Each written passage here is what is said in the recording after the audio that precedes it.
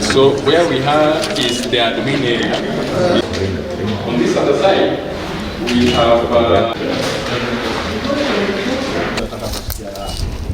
so this is at least big enough. On the eastern wing is where our dining hall is, and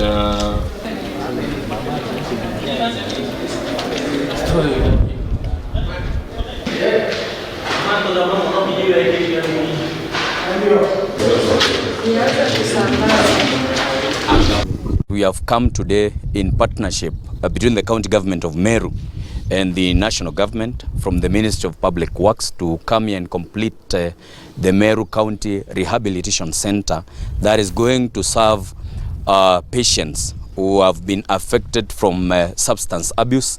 And this facility has got a 33-bed capacity that shall be handling cases essentially of substance abuse and mental wellness.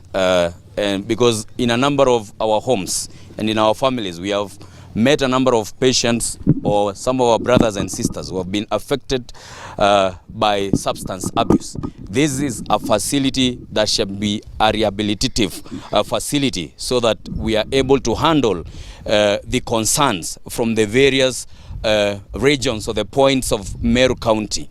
I want to report that even as we upgrade Meru Teaching and Referral Hospital from level 5 to level 6, as we upgrade that, then we shall be completing this other facility so that it is going to assist our people who have mental health challenges.